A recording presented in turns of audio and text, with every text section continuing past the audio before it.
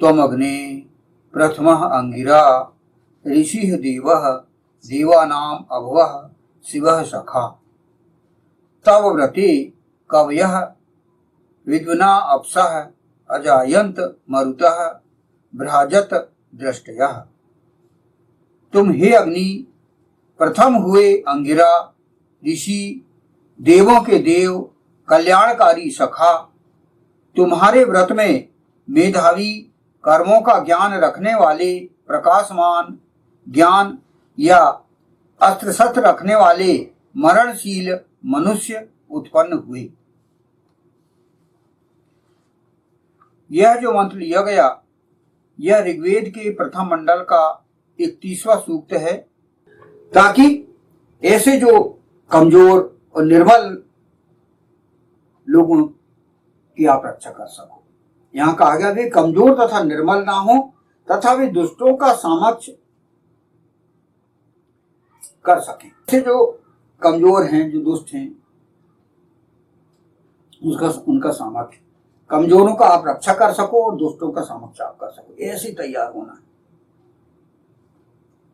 यानी आप अपन देखो कि जो ऋषि मुनि भी थे वो कितने शक्तिशाली थे, उनके माने इच्छा मात्र से ही सेना प्रकट कर ली थी। तो ऐसा नहीं है कि ज्ञानवान अकेले बने, हम पूरा परमाणु में इतिहास हम देख सकते हैं। भगवान राम, भगवान कृष्ण को देख लीजिए, वो ज्ञानी, योगी और अच्छे एक समाज सेवी होते हुए भी वे एक अस्त्र शस्त्र संपन्न थे, एक योद्धा भी थे और कई अस्त्र शस्त्रों की ज्ञाता थी। तो ये हमें इस प्रकार करना है। आज के जीवन में क्या है? अस्त्र शस्त्र, आज के जीवन में अर्थ शक्ति से संपन्न होना है व्यक्ति, और इस प्रकार आपको दुष्टों से सामना करने के लिए आपको अस्त्र शस्त्रों का भी रख रखाव करना है। जैसे कि हम देखते हैं कि हर देश अपने साथ साथ टेक्नोलॉजी के साथ साथ वो अस्त्र शस्त्रों का भंडार भी रखता है, ताकि समय आने पर दुश्मनों का सामना कर सके।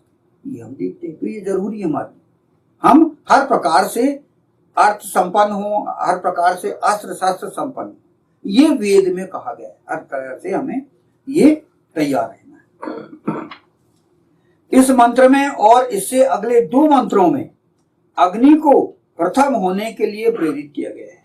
माने इस मंत्र में और आगे जो मंत्र आएंगे, दूसरा और तीसरा मंत्र, इसमें भी अग्नि को प्रथम होने के लिए, मतलब अग्नि को आगे ही होना है, हर तरह से पहले उसको तैयार होना है। अग्नि को एक अग्रणी नायक की भूमिका समाज में निभानी है तथा अन्य मरणशील मनुष्य उनसे प्रेरणा लेकर द्विज बन सके। अग्रणी नायक से आपको जो है प्रेरणा लेना है, और यहां कहा गया मरणशील मनुष्य उनसे प्रेरणा लेकर द्विज बन सके। द्विज मतलब दूसरा जन्म। एक जन्म होता है माता के गर्भ से, और दूसरा जन्म होता है कि आपको जब वेद का ज्ञान हो, आपको जब जीवन जीने की पूरी तरह से जीवन का संविधान मिल जाए, जीवन की व्यवस्था मिल जाए, तब आपका दूसरा जन्म कहलाता है। ज्ञान प्राप्त होना, व्यवहारिक ज्ञान होना, तो वहां से आपका जीवन शुरू होता है। बच्चा जब 5 वर्ष 6 वर्ष का होता है तब वहां थोड़ा समझदार होना लगता है, तब उसे भी कहा गया है कि भाई तुम भी वेदाध्ययन करो। इसलिए पहली दूसरी से उनको अक्षरों का ज्ञान दिया जाता है, ताकि वो ज्ञान प्राप्त कर सके, पढ़ सके, और उन्हें हम अक्षर ज्ञान और फिर शास्त्रों का ज्ञान धीरे धीरे प्रदान करते हैं। तो इस प्रकार उन्हें द्विज बनाती हुई करते हैं। एक तो माता के गर्भ से पैदा हुआ और माँ, उसकी गोद प्रथम पाठशाला है माँ की, और दूसरी पाठशाला है फिर हम जब द्विज बनाते हैं उसको, जिसको भी उपनयन संस्कार भी कहा जाता है। तो वहां से उसका जीवन प्रारंभ होता है सही, जहां से उसका यानी ब्रह्मचर्य आश्रम शुरू होता है। हमारे जीवन में 4 आश्रम हैं। पहला ब्रह्मचर्य आश्रम, 25 वर्ष तक वह ज्ञान प्राप्त करे, स्वयं अक्षर ज्ञान, भाषाओं का ज्ञान, शास्त्रों का ज्ञान, वेदों का ज्ञान और तैयार हो अपने जीवन जीने के लिए। तो 25 के बाद 50 वर्ष तक उसे गृहस्थ आश्रम का पालन करना है और फिर 50 से 75 वर्ष तक वानप्रस्थ आश्रम और 75 से ऊपर संन्यास आश्रम। ये व्यक्ति का जीवन 100 वर्ष निश्चित किया गया है कि 100 वर्ष में आप अपने जीवन को 4 भागों में बांट लीजिए और उसके आधार पर आप अपने जीवन को जिए। ये एक टाइम टेबल एक सामान्य रूप से एक दिया गया है। तो हर उम्र में हमें अपने धर्म का पालन करना है, जिस उम्र में जो व्यक्ति है, और इसके लिए हमको कई देव, कई ब्रह्म, विशिष्ट ब्रह्म और ऋषि सबका हमें मार्गदर्शन मिल सकता है। कई हमारे लिए प्रेरक हैं, तो उनसे हम ये जानकारी ले सकते हैं। वेद मनुष्यों को सत्कर्म करने वाला बनाना चाहता है। इस हेतु मनुष्यों को अपने अंदर ही सुधार करना पड़ेगा तथा अपना उत्थान कर अवस्थात्मक उत्थान के मार्ग पर चलना होगा। व्यक्ति स्वयं अपने अंदर सुधार करे, ये यहां पर कहा गया है, अपने अंदर। श्रीमद् भगवत गीता में भी भगवान कृष्ण ने कहा है कि आप अपने अंदर ही, आपका क्षेत्र अंदर है, फील्ड आपके अंदर है। ये बहुत अर्जुन को उन्होंने समझाया है कि आप अपने अंदर ही बदलो, अपने अंदर की ही शंकाओं को दूर करो।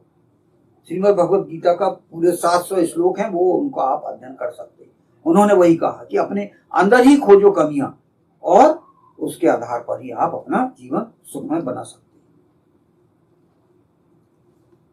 इस हेतु स्वयं प्रकाशित और अन्य लोगों को प्रकाश की ओर ले जाने वाले अग्नि के जीवन से वे प्रेरणा ले सकते हैं तथा अपने निर्माण और उत्थान में अग्नि से सीधे सहयोग प्राप्त कर सकते हैं। इस हेतु अग्नि को अपने जीवन और अपने आचरणों व्यवहारों को मित्रवत बनाए रखते हुए सबका कल्याण करने वाला बनना होगा। तो ये परस्पर, अग्नि मतलब जो अग्रणी नायक है और उसके जो साथी हैं, उसके जो अनुयायी हैं, उसके जो सखा हैं, ये इनका जो है गहन संबंध है। तो वो एक दूसरे से मिलके और अपने जीवन को सफल बनाएं, अपने जीवन को कल्याणकारी बनाएं, ये इस मंत्र में कहा गया है।